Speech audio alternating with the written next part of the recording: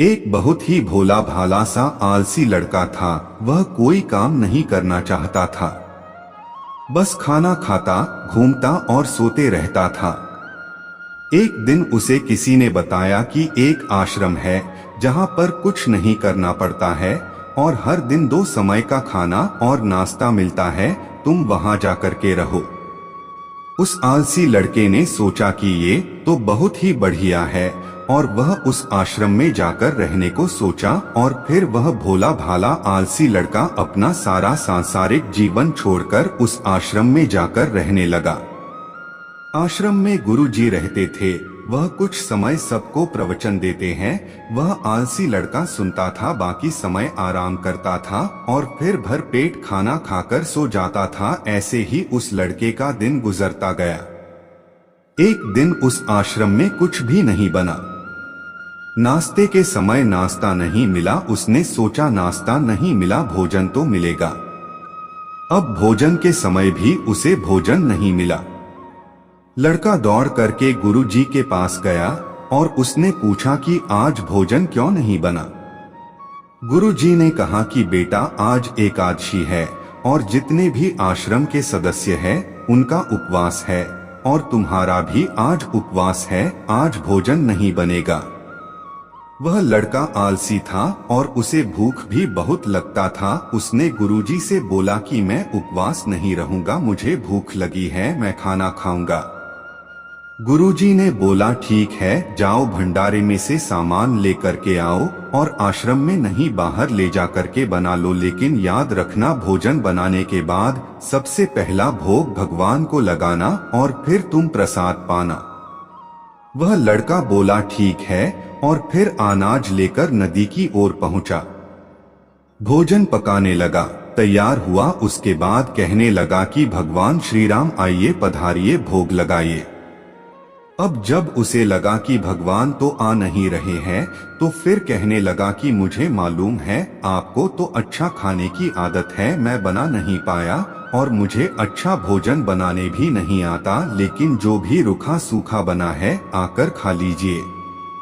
भगवान श्री राम उसकी सरलता पर बहुत ही प्रसन्न हुए और उस लड़के को दर्शन दे दिए। उसने देखा कि भगवान श्री राम आए हुए हैं और उनके साथ में माता सीता भी आई हुई है। लेकिन लड़के ने सिर्फ 2 लोगों के लिए ही भोजन बनाया था, एक अपने लिए और दूसरा भगवान के लिए। और अब क्योंकि भगवान के साथ माता सीता भी आई हुई थी तो उसने उस भोजन को माता सीता और भगवान के सामने ग्रहण करने के लिए रख दिया। भगवान श्री राम और माता सीता ने भोजन किया और उसके बाद जब वह जाने लगे तो यह भोला सा आलसी सा लड़का बोला कि प्रभु आप आए, दर्शन दिए, बहुत अच्छा लगा।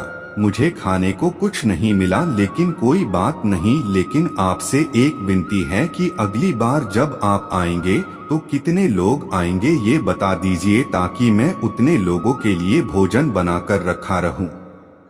भगवान श्री राम मन ही मन मुस्कुराए और फिर अंतर ध्यान हो गए।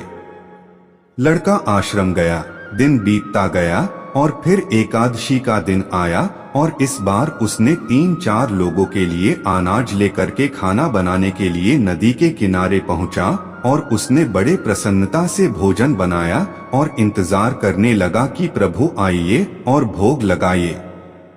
इस बार लड़का देखता है कि भगवान श्री राम पूरा राम दरबार लेकर के आए हैं, जैसे माता सीता, लक्ष्मण, भरत, हनुमान जी और सभी लोग आए हैं।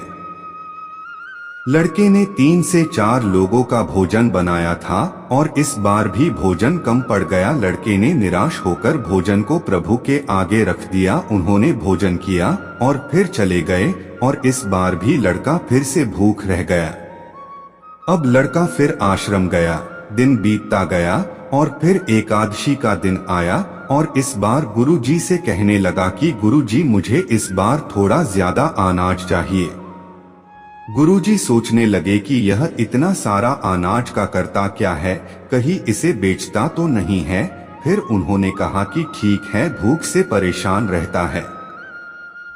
लड़के ने कहा कि नहीं गुरुजी, मैं भूख से परेशान नहीं रहता हूँ, प्रभु के साथ बहुत लोग आते हैं, उनको भी तो भोजन करना पड़ता है। गुरुजी को लगा कि लड़का पागल हो गया है, लेकिन गुरुजी ने सोचा कि चलो एक बार चलकर देखते ही कि लड़का इस अनाज का करता क्या है। वह भोला सा लड़का अनाज लेकर के नदी के किनारे पहुंचा और इस बार भोजन बनाया नहीं। उसने सोचा कि प्रभु हर बार ज्यादा लोगों को लेकर के आते हैं, इस बार वह जितने भी आएंगे खुद बना करके भोग लगा लेंगे। और फिर प्रेम से प्रभु को बुलाने लगा। गुरुजी ये सब छुपकर देख रहे थे कि ये भोजन तो बनाया नहीं और प्रभु को बुला रहा है। लेकिन लड़के ने देखा कि इस बार प्रभु के साथ बहुत से लोग आए हुए हैं, तो उसने प्रभु के सामने हाथ जोड़ करके कहा कि प्रभु माफ करना, आप बहुत सारे लोग आते हो, मुझे संख्या पता नहीं होती है और मेरी हिम्मत भी नहीं होती है कि इतने सारे लोगों के लिए भोजन बनाऊं। आप स्वयं आइए, बनाइए, खाइए और भोग लगाइए। प्रभु मुस्कुराते हैं और अपने साथ आए सभी लोगों के साथ मिल करके भोजन बनाते हैं। गुरुजी ये सब छुप करके देखते हैं और फिर लड़के के पास आकर के कहते हैं कि तुम ये कर क्या रहे हो। लड़का कहता है कि गुरुजी आपको दिख नहीं रहा है कि भगवान श्री राम पधार चुके हैं, माँ सीता आई हुई है, हनुमान जी आए हैं और भी सभी लोग आए हुए हैं, भोजन बन रहा है। गुरुजी ने बोला कि पागल हो गया है, मुझे तो कोई दिख नहीं रहा है। लड़का गुस्सा हो गया और बोला प्रभु आप ये क्या कर रहे हो, एक तो मुझे भूखा रखा है और गुरुजी को दर्शन नहीं दे रहे हो, जो मुझे पागल समझ रहे हैं, कृपा करके गुरुजी को दिख जाओ। भगवान बोले नहीं, मैं इन्हें नहीं दिख सकता। लड़का बोला क्यों नहीं दिख सकते, मेरे गुरुजी तो बहुत महान है, बहुत बड़े ज्ञानी और ज्ञाता है। भगवान बोले हाँ ज्ञानी और ज्ञाता होंगे, लेकिन तुम्हारी तरह सरल नहीं है। जो सरलता तुम में है वो तुम्हारे गुरुजी में नहीं है। लड़के ने ये बात गुरुजी से कह दी कि भगवान श्री राम कह रहे हैं कि आप में सरलता नहीं है, आप मेरी तरह सरल नहीं हैं, इसलिए आपको नहीं दिख सकते। गुरुजी की आंखें नम हो गई और रोने लगे कि और बोले कि बिल्कुल सही कहा, मेरे अंदर तुम्हारे जितना सरलता नहीं है, और फिर माफी मांगने लगे।